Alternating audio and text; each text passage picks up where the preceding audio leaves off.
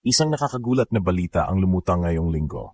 Kevin Quiambao, ang UAP MVP at isa sa pinakainaabangang homegrown prospects ng bansa, ay biglaang bumalik sa Gilas Pilipinas practice matapos ang kanyang NBA workout sa Amerika. Wala sa official radar ng training camp ang kanyang arrival, pero ayon sa ulat ng Manila Times, tahimik itong dumating at sumali agad sa full contact practice, tila handang makipaglaban para sa Final 12 spot sa FIBA Asia Cup. Ito ang tanong ngayon, pipilitin ba siyang isalang agad bilang starter? Lalo na't wala si Kai Sotto sa tournament at ang frontline ng Gilas ay nangangailangan ng versatility, shooting at basketball IQ, mga katangiang kilalang-kilala kay KQ. Hindi pa malinaw kung anong estado ng kondisyon ni Quiambao matapos ang kanyang US stint, pero malinaw sa coaching staff ang isang bagay, ready siya. Ayon sa sources, hindi siya nagpahinga. Tumuloy-tuloy ang ensayo, scrimmage at training sa ilalim ng mga NBA-level coaches. Kaya't ang tanong ng buong bayan ngayon, si Kevin na ba ang susunod na haligi ng Gilas? At kung oo, sapat ba ang ilang linggong pagsasanay para agad siyang i-push sa starting five sa Asia Cup? Isang bagay ang sigurado, hindi ito ang Gilas return na tahimik at simple. Ito ay isang statement, isang matapang na pagbalik, at marahil ang unang hakbang sa paghahari ng isang homegrown na bituin sa international stage. Ngayong gabi, susuriin natin ang epekto ng kanyang pagbabalik sa lineup, sa rotation, at sa kinabukasan ng Gilas Pilipinas. Hindi ito inaasahan ng kahit sinong Gilas fan. Kevin Quiambao, matapos ang halos isang buwang training at exposure sa US NBA landscape, ay biglang bumalik sa Gilas Pilipinas training camp. Walang fanfare, walang press con, walang pasabi. Ayon sa Manila Times, noong Lunes, tahimik lang siyang pumasok sa gym, naka-Gilas gear, at agad sumabak sa ensayo. Para sa marami, ito isang goosebumps moment. Lalo't kasalukuyang nagbubuo ng final roster ang coaching staff ni Tim Cone para sa FIBA Asia Cup 2025 sa Jeddah, Saudi Arabia. At bigla, ang pinakabagong MVP ng UAP at posibleng susunod na NBA Pinoy star ay nasa harap ng lahat handang makipagsabayan. Ang tanong ng buong saban ngayon, ano ang ibig sabihin nito? At bakit biglang ngayon?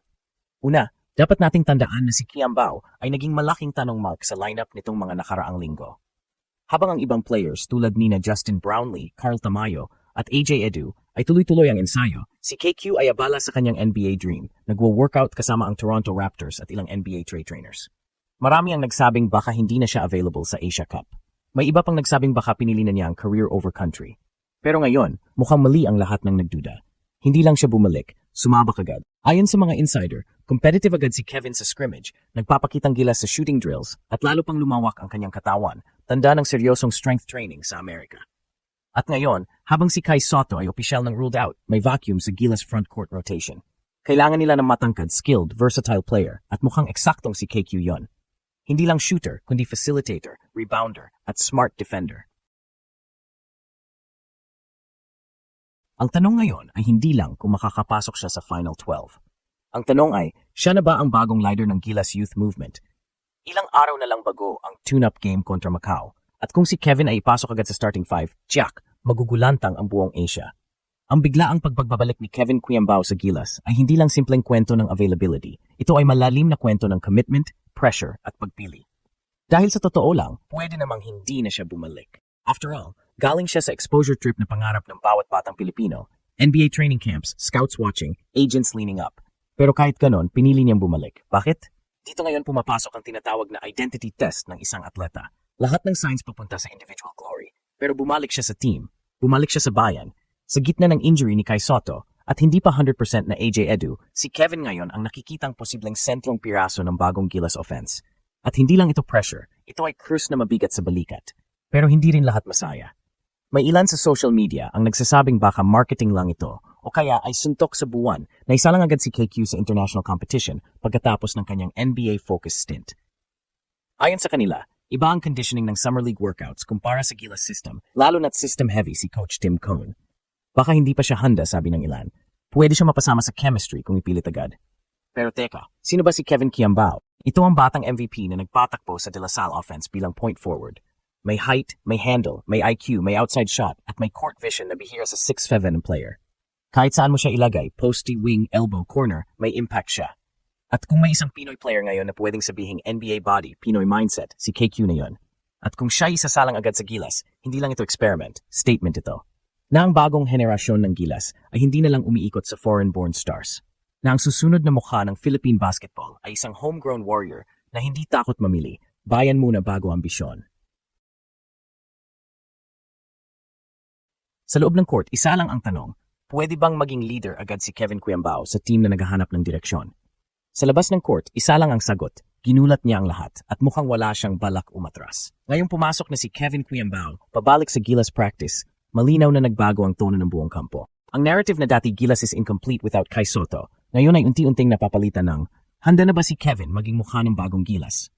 Walang Kai, walang Junmar sa practice dahil nasa PBA Finals. Walang Jordan Heading, walang Dwight Ramos, pero biglang may Kevin Kuyambao. At kung tutuusin, baka ito ang swerte sa gitna ng malas. Mula sa system perspective, swak na swak si Kevin sa Gilas offense ni Coach Tim Cone. Bakit? Dahil triangle-based ang offensive scheme ni Cone, heavy on spacing, reads, decision-making, and fluidity. At kung may isang lokal na player na proven sa ganitong sistema, si Kevin yun. Sa Lasal pa lang, halos parang NBA system na ang pinapatakbo niya. Hindi siya traditional big, pero hindi rin siya pure wing. Ang tawag ng ilang analysts, hybrid engine, nakakapagpatakbo ng open sa mula sa post o sa top of the key, nakakapasa, pumupost, at kayang tumira mula sa tres. Pero teka, paano kung hindi pa siya 100% ready para sa physicality ng international play? Pwede ba siyang itapon agad sa front lines kontra New Zealand at Chinese Taipei? Sa totoo lang, hindi natin masisisi ang mga taong may alinlangan dahil ang Asia Cup ay hindi lang friendly tournament. Dito nagiging legend ang mga manlalaro. Dito winawasak ang mga career kapag mali ang desisyon. Pero ayon sa insider reports mula Gilas Camp, impressed agad ang coaching staff. Hindi raw nawala ng rhythm si Kevin at kung tutuusin, mas polished pa siya ngayon kaysa noong UAP Finals. Ang katawan mas matigas, ang galaw mas fluid, at ang decision-making mas mabilis. Kitang-kita na hindi lang siya nagbakasyon sa US. Naghanda siya. Ang tunay na tanong ngayon, handa ba tayong yakapin ang posibilidad na hindi lang future ni Kevin ang binago ng pagbabalik niya, kundi future ng buong Gilas program? Sa mga panahong kulang tayo sa big man, kulang sa kasangga, at kulang sa momentum, minsan isang pasabog lang mula sa isang hometown hero ang kailangan para muling magliyab ang apoy ng bata. At kung si Kevin Kuyambao nga ang bagong liwanag, baka hindi lang ito return. Baka ito na ang pagsilang ng bagong leader.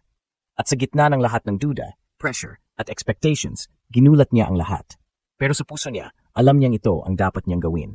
Ang pagbabalik ni Kevin Kuyambao sa Gilas Pilipinas ay higit pa sa isang simpleng desisyon na sumali sa ensayo. Isa itong malaking deklarasyon na kahit anong oportunidad ang lumitaw sa ibang bansa, ang puso niya ay para sa bayan. Sa panahon na kulang sa big man at liderato ang national team, bigla siyang lumitaw, tahimik pero handa, parang isang sundalong bumalik mula sa training abroad para tumulong sa kanyang mga kasama. Mabilis ang mga tanong na lumitaw. Handa ba siya? Karapat-dapat ba agad sa starting five? Mapapasa ba niya ang chemistry test ng isang Gilas squad na limitado ang practice time? Pero sa gitna ng lahat ng iyon, ang isang bagay na hindi matatawaran, dedikasyon. Hindi lahat ng player ay pipiliing bumalik, lalo na kung abot kamay na ang NBA.